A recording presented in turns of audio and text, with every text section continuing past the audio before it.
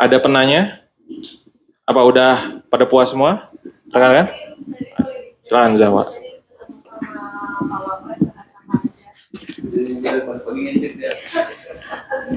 Pak Wapres biasa diskusi tentang masalah kondisi ekonomi secara umum, dan dia kan dia berdaerah kan, dari daerah kan, dia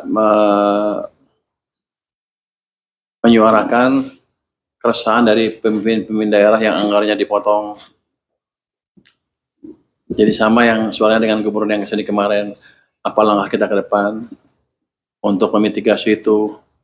Saya pikir dalam jangka pendek saya nggak bisa apa-apa.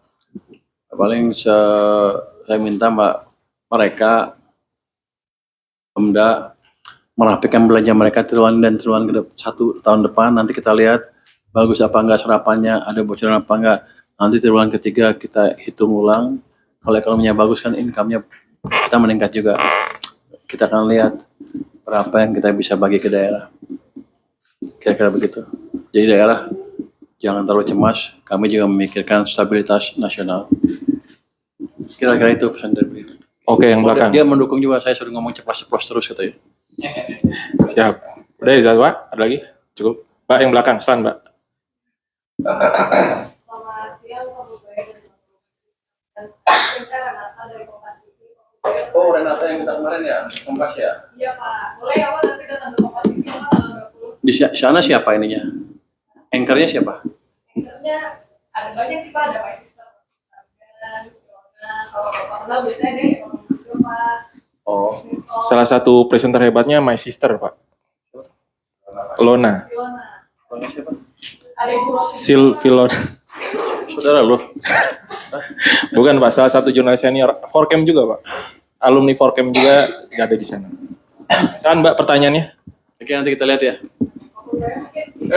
Kompas nyerang gua terus sih, gua malas saudara. Tapi serang. Nggak, silakan Mbak, silakan Mbak. Itu mungkin kan Bapak tadi jelaskan ya masing-masing laporan yang melapor gitu. Nah ini kalau di rekap Pak, itu kebanyakan mereka melaporkan soal bea cukai yang tadi Bapak tuh sebenarnya apa saja gitu. Kalau mereka hubungannya sekarang sampai sekarang berapa? Ini Anda lihat ya, dari 10 ini yang dicatat ke saya, ini semuanya, hampir semuanya bea cukai. Ini kan disortir oleh pegawai-pegawai kita di sini. Yang nyortir pasti orang pajak. Karena pengaduan cuma 2, bea cukai yang pajak. Kenapa yang ngaduin bea cukai semua yang diaduin? Apa iya orang pajak suci-suci? Rasanya sih enggak.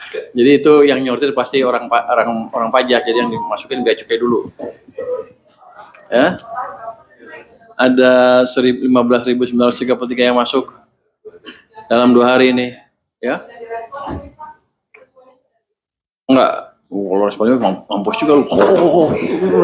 Ini disortir, dipilih yang signifikan.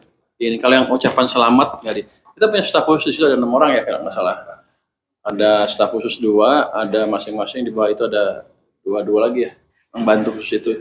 Jadi kita alokasikan orang khusus untuk itu. Kenapa kebanyakan orang pajak? Ini kelihatan sekali dari pola ini. Yang milih pasti orang pajak, sehingga yang dikeluarkan bea cukai.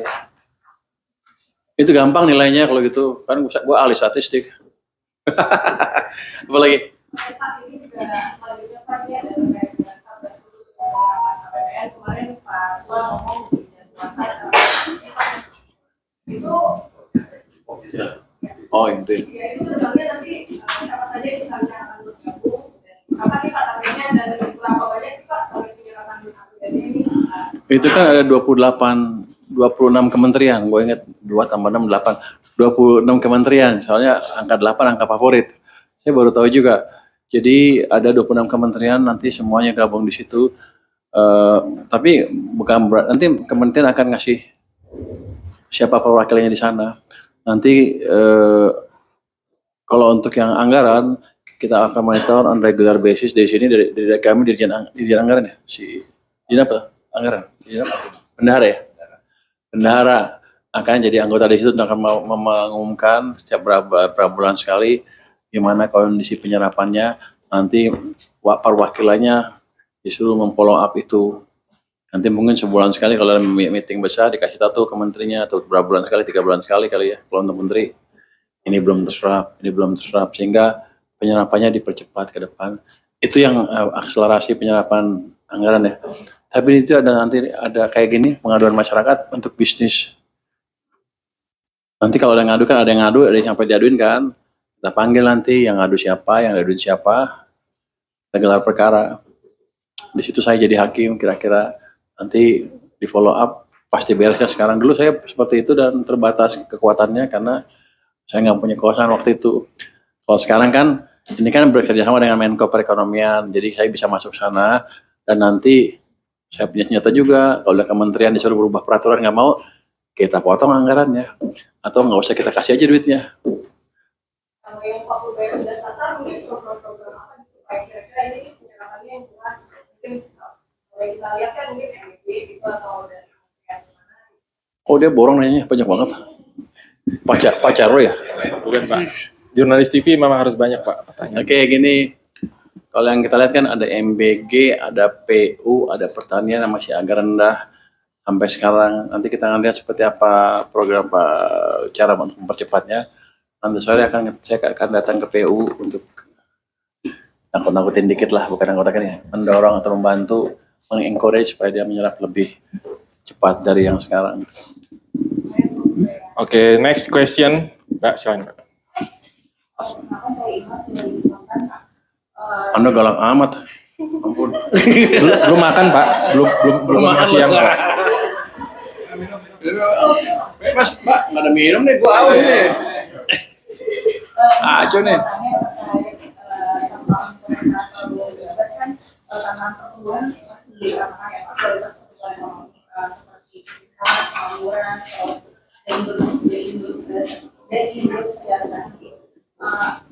Masa Bapak menjabat apa yang akan dilakukan kemudian untuk konstruksi kan Pak tantangannya untuk kelas menengah khususnya kan itu manajemen keluarga ya apakah nanti kedepannya akan ada inisiatif atau untuk khususnya kelas menengah Ini kan saya baru sebulan di sini, sebulan lebih sedikit ya. Ekonom baru dibalik arahnya, sudah mulai melihat ekonominya. Cuman kalau Anda expect dampak full dalam waktu sebulan, nggak akan kelihatan mungkin, atau belum kelihatan banget. Walaupun kalau Anda lihat sekeliling Anda, kelihatannya sudah semakin optimis kan orang-orang. Itu listrik demandnya udah naik. Banyak kata si di Rut PLN kemarin bilang, di banyak tempat orang udah mulai minta sambungan listrik baru. Artinya emang ekonominya mulai bergeliat. Itu saya harapkan sih nanti akhir bulan Desember udah kelihatan tuh. Lebih bergairah ekonominya, di mana ke bawah akan mengalir juga tuh. Saya pikir sih pengangguran, orang mulai ngerasa lebih mudah mencari kerja, udah sebagian pasti udah keserap ke sistem perekonomian, ke sistem yang sedang tumbuh itu, jadi akan membaik sedikit. Growth akan di atas 5,5% dugaan saya dengan uang yang saya gelontorkan, belum nanti lagi ada stimulus tambahan ke perekonomian yang akan diumumkan Presiden. Terus, jadi nggak langsung tuh. Kemarin kan ekonomi dibunuh tuh. Sekarang saya balik, ya nggak langsung begini terus. Tapi akan Anda rasakan secara bertahap. Mungkin iklan di media juga udah naik kali ya, dugaan saya. Ada yang lapor saya Amin, udah mulai ya? Saya mengamini Pak. Amin. Udah naik ya? Katanya udah mulai naik tuh. Iklan-iklan di media juga. Anda gajinya naik lantar. Untuk kelas menengah, nanti biasanya pada waktu ekonomi tumbuh makin cepat, yang menikmati paling banyak kelas menengah duluan, yang bawah lebih lama. Jadi kita lihat 2 triwulan ke depan gimana impact tadi dari pembalikan arah ekonomi. Kalau mereka menikmati duluan ya udah kaya ya udah. Tapi kalau masih susah, kita akan pikirkan cara. Tapi begini, kelas menengah orang yang mampu dan pintar. Dugaan saya begitu ekonominya growth, tumbuh yang lebih cepat, mereka lah akan yang menikmati duluan manfaat pertumbuhan ekonomi itu di samping atas ya. Yang bawah lebih lambat, biasanya mereka akan akses ke sumber-sumber ekonomi itu lebih kecil dibandingin yang kelas menengah. Cuman ketika ekonominya diperlambat seperti kemarin, mereka akan menderita. Bukan baru loh, mungkin kalau saya lihat ke belakang sejak tahun 2018, 2019 sudah ditekan mereka. secara sengaja atau nggak sengaja, mungkin saya nggak ngerti. Ini salah media, kenapa nggak ada monitor kebijakannya, fiskal dan moneter dan ekonominya.